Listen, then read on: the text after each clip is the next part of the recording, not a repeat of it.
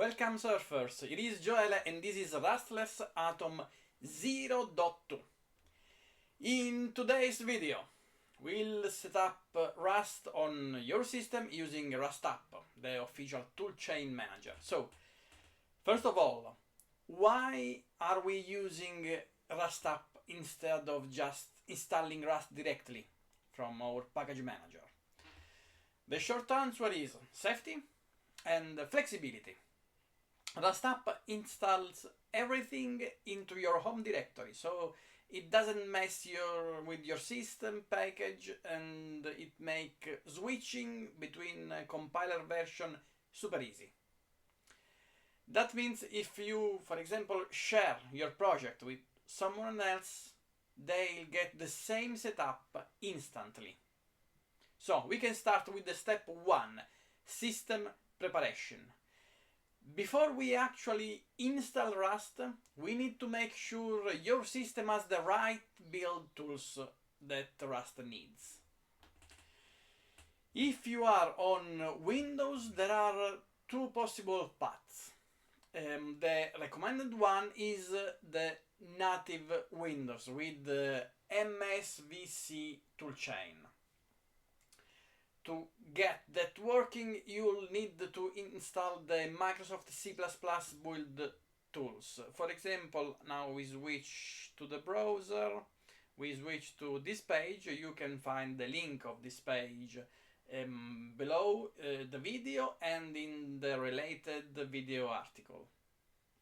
So, to install the C and C++ support for Visual Studio in Windows, first of all, you need to install Visual Studio. You can download for free and you can install with this button.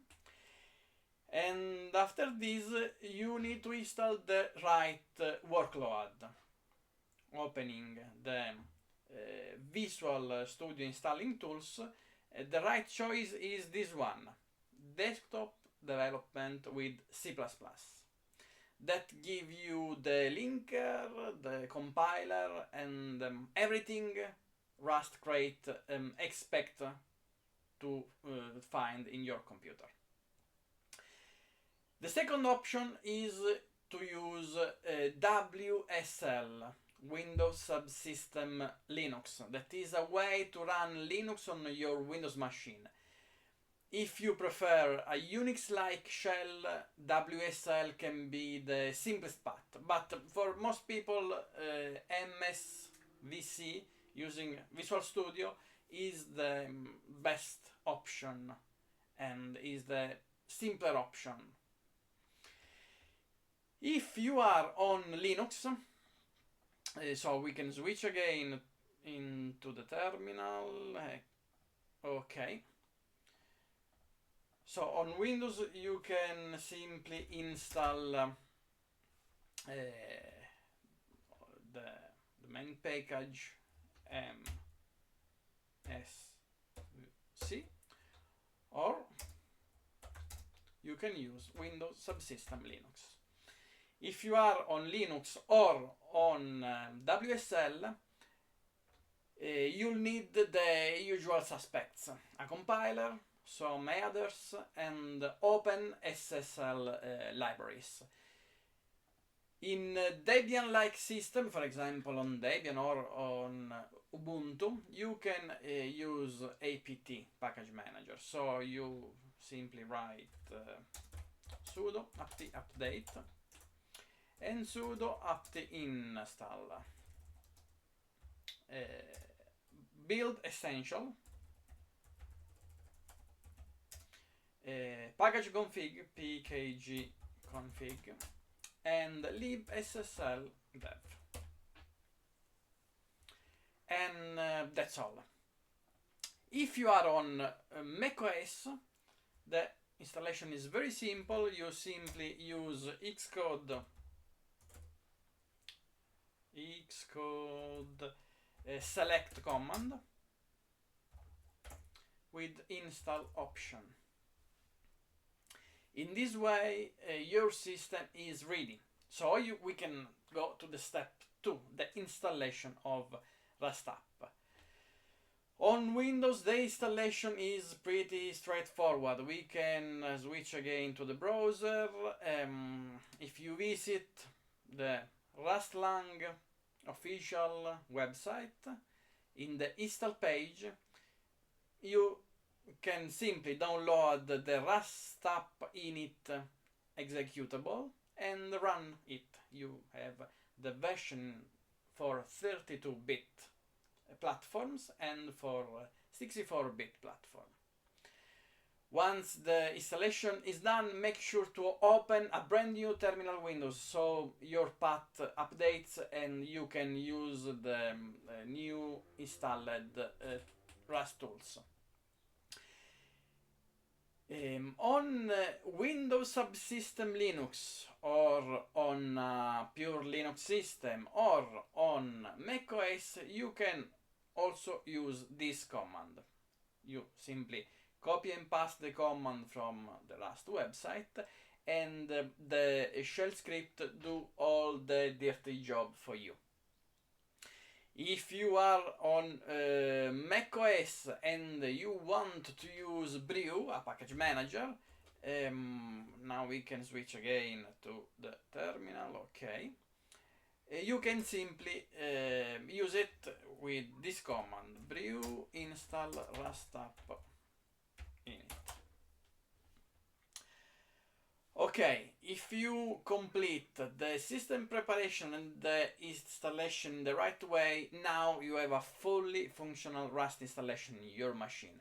How to test it is very simple. You can use the cargo command. We learn more about this command in the next atom. We create a new hello Rust application. This is our application, and with cargo run we have our first compiled Rust command, the hello world program. You can also use Rust version, and this command tells you what is the version of the Rust compiler installed in your machine. Great, so Rust is installed, but we need to talk about this toolchain. What is exactly a toolchain? Rust ships in 3 different release channels with 3 different toolchains. The first one is the stable version, which is what you'll use for production work. There is beta, which is basically a preview of what the next stable will look like. And there is nightly, the nightly channel, which contains the newest experimental feature of Rust. You can switch between Rust version in a couple of commands. For example, if you want to set the default toolchain in your installation, you simply use the command rustup default, for example, stable. In this case, we selected the stable version as default version for our system. If you want to install a specific toolchain, you can use the rustup toolchain command, rustup toolchain install, for example, nightly. So in our system we have a new toolchain that is selectable for our project. Now, it is one of my favorite features of Rust. You can pin a toolchain to a specific project, so that every time you enter that project folder, rustup activates the correct compiler automatically. How to do this? You can, for example, here is a sample project that I named channels. We can enter this into this project, and you simply need a new file. The file is named rust toolchain.taml. In this configuration file, you simply declare your toolchain. Okay. And with this declaration, we can define the channel. For example, in this case, I choose the stable channel. And also the components that this project use. For example, components. We can use the Rust formatter, so Rust FMT, and we can use Clippy.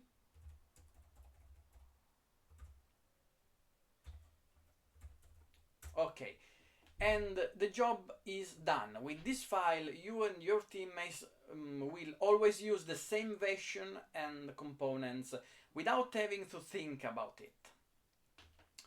For today's video is all. See you in the next Rustlers Atom, and don't forget to keep your thinking cap on.